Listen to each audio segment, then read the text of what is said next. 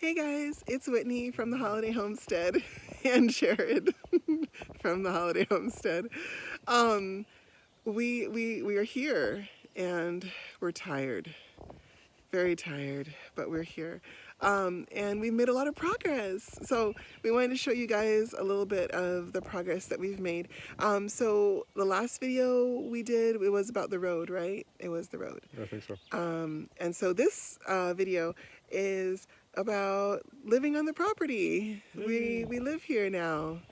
This is actually is our physical address. It's a lot number and a block number from a property subdivision. But anyway, is what it is. It's cool. So we have mosquitoes.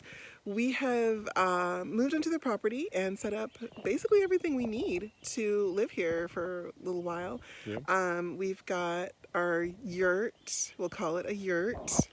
It's a giant bell tent he calls something not nice. Anyway, it's a turt. Because it's a tent and a yurt, but it's a turt. It's a yurt. It's a circle thing with a big peaked thing in the middle. Anyway, I call it a yurt. Okay. And so we have that set up for sleeping, and it's got we put our wood stove in it. It's a small, like mid-sized little wood stove, and then we got our other cabin tent. It's a 14-person 2-room tent, and we set that up as kind of like a living room / like wash-up room kind of thing. And then we set up 2 easy ups that we have as like a little mess tent, little outdoor kitchen. Yeah, a little outdoor kitchen thingy. And it's really cool. I love cooking outside, so it's really fun to not have to worry about grease and smoke or anything else.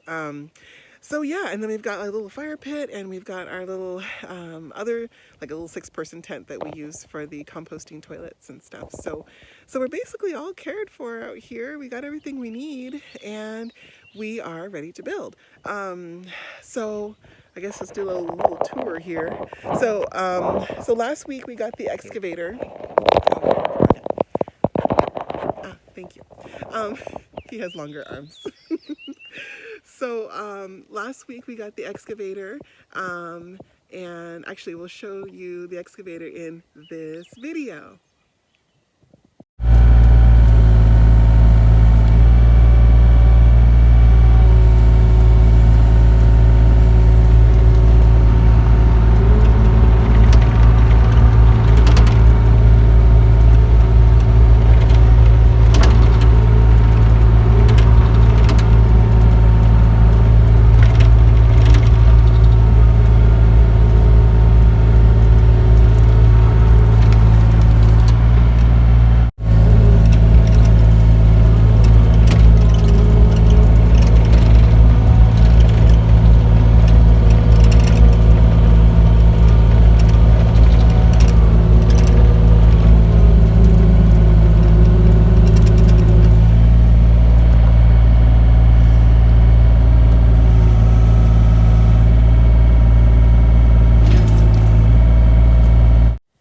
Okay, so the result of the excavator is that we have a pad where the house is going to go, and it is that way. It is that. So we'll walk over there. And so, well, here, okay. So, well, both of us can be in it. There we go. It's hard to. Okay, there we go. So anyway, so Jared cut a driveway. Well, just tell him, babe, you cut a driveway. Well, the driveway that we cut by hand, I just used the excavator to clear it out, widen it some more, get more drivable. My 4x4 truck, I get in no problem, but I got Whitney's 2-wheel drive truck in once, and then it rained that night and couldn't get it out the next day. Actually, I had to tow it out with the excavator. So now that's parked up at the main road. But probably get some loads of gravel and get that going as we get more time. But also got it cleared out here for the pad for the house. And then... Oh, we'll show them the holes. Oh. Yeah. So a very good friend, we won't name names, but you know who you are. He was amazing, and he offered to let us, or to come and drill the holes for the foundation thingies with this big like auger thing on his tractor. It was amazing. What? I'm explaining it. Foundation thingy and auger thingy. Yes. Exactly. Um, It's a so hole. doing foundation's going to be posts in the ground about 4 or 5 feet. We actually got some good soil here we looked at. We got some good gravel and stuff down here, which is apparently on permafrost. That's what they say you need.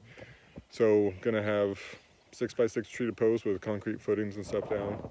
And so we got the Look at the hole. It's deep.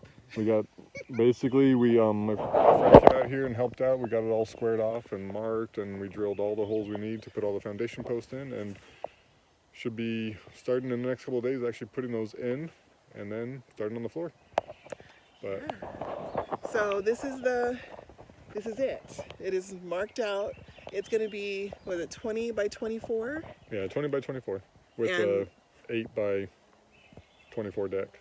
Yeah, okay, 8 by 24 deck in the front, and then 20 by 24 house, and it's gonna be a half story up top for the kids, so they'll have like slanted roof ceiling thingies for their place. That's why I'm the builder. Yes, I build chicken coops and gardens. He does all the house stuff.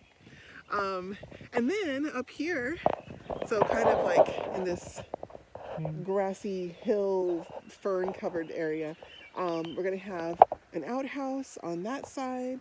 We're gonna have our smokehouse, root cellar, and then the gardens are gonna be all this cleared area here. So I will show the gardens, 'cause that's what I know.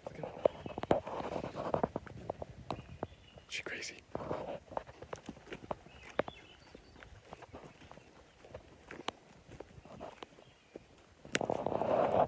Okay, so this is basically the garden area. And it's kind of funny because when we were trying to figure out what to do with it, I decided just to go with the track marks of the excavator because the way Jared kind of like cleared it for me, he was, scraping along and the excavator was on these big tracks and it left like little walkways. And so I'm like, you know what? Let's just use that. So if you kind of look at the rows, they kind of curve a little bit, and the other ones on the other side are going to go kind of straight the other way. So anyway, it's not my dream garden right now, and I'm okay with that. The size is what I really wanted. And I will work on the rows and stuff later to make them all straight and whatever else. But for right now, I'm just going to go with the path of least resistance, which is where the soil's already hilled up and where the walkways are already packed down from the tracks. And really, my goal this year really isn't to have a huge producing garden anyway. We're super late in the season. It's already June, and I just got like maybe 10 seed potato cuttings in the ground like yesterday. So I'm really late in the season. I know I'm not going to get a huge harvest. All I want to do is just get something growing, and then also put down beans and cowpeas. So they'll help to nutrify the soil, break up the soils, just kind of get everything ready, because what I want to do is have soils ready to go for the following year in spring. So it's just kind of, whatever I can get in the ground right now and just getting it fenced off and just kind of getting the structures in place. And then, let winter do its thing. And in the following summer, I'll be ready to go with everything, seedlings in the greenhouse and all that good stuff. So it's kind of sad in one sense because I really was looking forward to having a big Alaskan garden, but at the same time, it kind of takes the pressure off because it means I don't have to produce anything huge right now. It's really just, let it be what it will be and just get something in the ground. So that's kind of good. But yeah, it's huge though. That's what I wanted. It is huge. And the brush and rubble and whatever else over there, I'm going to turn to a giant hugelkultur bed. So hugelkultur is basically a German method where you just hill up layers of brush and logs and wood chips and all kinds of good stuff. Anyway, into like these mounds with compost on top and stuff, and you plant into the mound, and it just helps the moisture retention and nutrient breakdown, all that good stuff. So anyway, so I figured instead of trying to get rid of these huge beds that are here that it just these piles that just can't move them anywhere, and try to shake out the dirt and all that. Instead of doing all that, just use them as they are, pile more dirt on them, let them break down over time, and just plant what I can on them. So that'll be interesting to see how that goes. Yeah. Okay. What else? Oh, well, yes. Okay. So this is where we are living, and I'll just show. Well, Yeah. we're gonna show you. Don't fall in the hole. Oh my gosh. Alright. Yep. So our property actually goes down there. There's a bit of a marsh where Mama Moose with a couple of calves actually tried to come up there a few days ago. That was a little tense because she did not even scared of the chainsaw. She wasn't scared at all. She didn't go leave until her calves ran off. She's like, fine, I guess I'll follow them. But no bears yet, luckily. But so we got setting up the shelter logic. Right now it's just kind of a frame and the tarp is holding and securing everything. But then we have, Whitney set up the camp. She's the camp guru. Camp guru. All right, fair enough. Okay, so this is just the frame of the shelter logic. We're going to be setting up the rest of the way tomorrow, but with just 2 people, it is a lot to get these projects done. And so to borrow a friend's ladder, and we're just trying to put it all together.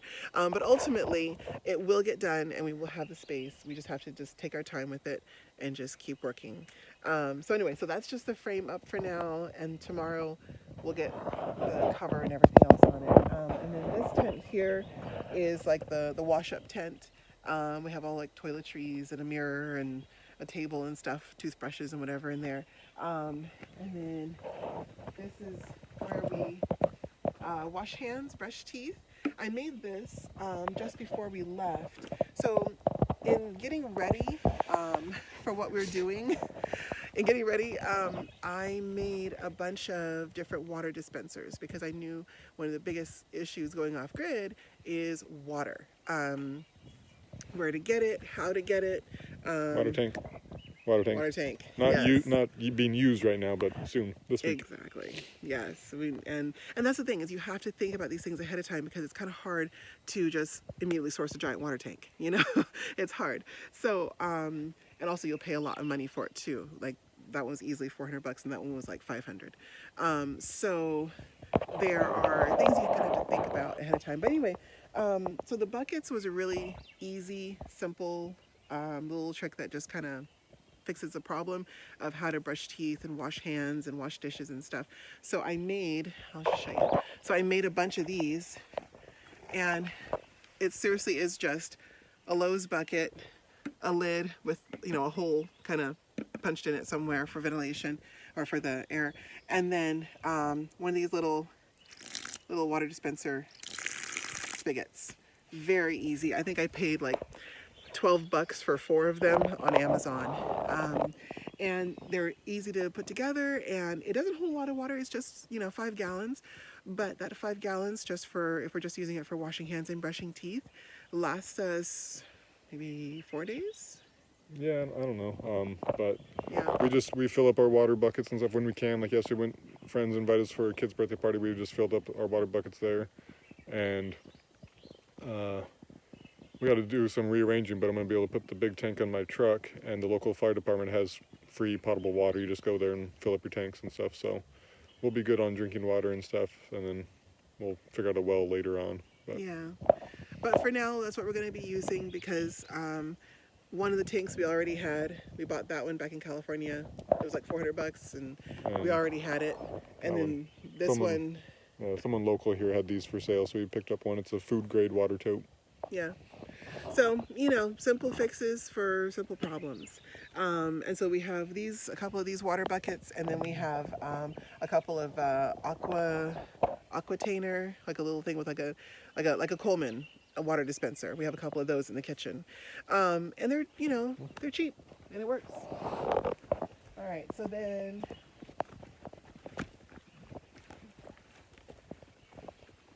So we have a couple of fire pits. I like to use fire pits all the time. They're wonderful. It's like it just feels like camp when there's a fire going. And so we have fire pit, and then more water dispensers, and the rest of the kitchen down here.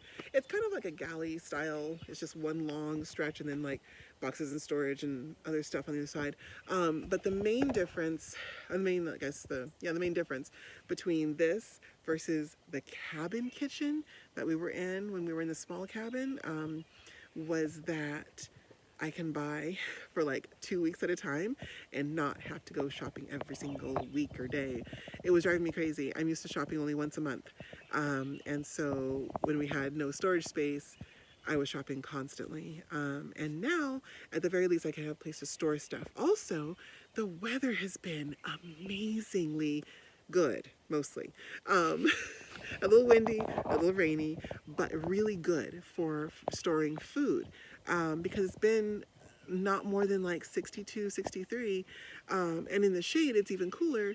And so I've been able to keep a really tight, was it Arctic Yeah, chest? Yeah, we have a chest, ice chest. ice chest, thank you, that we have, and we just put a thing of ice in it about once a week. Once a That's week. my contribution. Yes.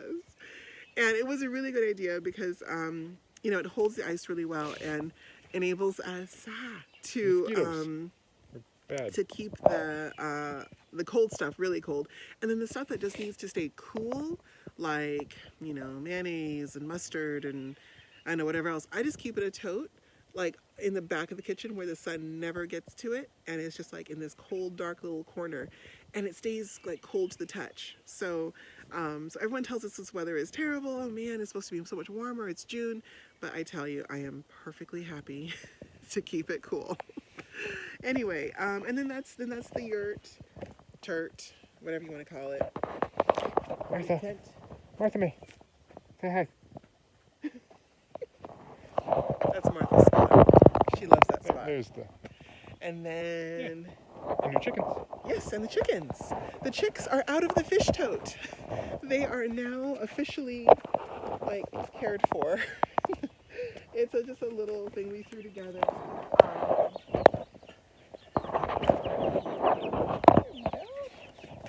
Some friends came to help and helped us put it together real quick. But Jared built the frame while I was making dinner, and then the next day I just tacked on the wire real quick and we put a little shelf up here. I mean, it's definitely thrown together, but it's thrown together for two reasons. One is we had to do it very quickly, and two, this is a very temporary home for them, so we didn't want to use up a bunch of materials for something that was only going to last them, a month or two at most. So we're picking up lumber tomorrow to build an actual chicken coop, and because we didn't cut this lumber, and because it's still usable, we're going to be able to use it for their, take it apart and whatever, and use it for their permanent coop. And so that'll be really nice to have, so we're not wasting materials, because that's expensive. Anyway, so yeah, so everybody's happy in there. Look at this. Say hi, guys.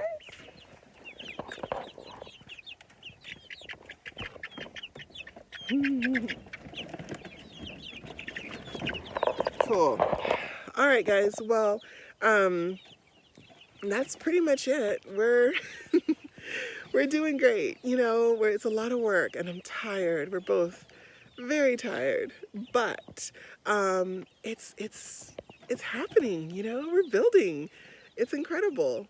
Oh, and I don't know if I told you guys, but we paid off the property. 2 weeks ago? 2 weeks ago? Yeah. Yeah, 2 weeks ago. We did a quick owner financing thing on it just because when we first bought the property, we had savings, but we didn't want to spend all of it right away just in case something happened between, California and Alaska. So we asked if they would do owner financing where we just paid half at first, and then paid the other half. I think they gave us like a year to pay off the rest of it. And we're like, okay, that's fine. And then we got here, everything was good. I don't think have we moved into the property? No. No, we were still in the cabin, yeah. But we had, the rest of our savings had come in, so we were like, okay, we're okay. And we went ahead and went down to the bank and paid it off. It was a very good feeling.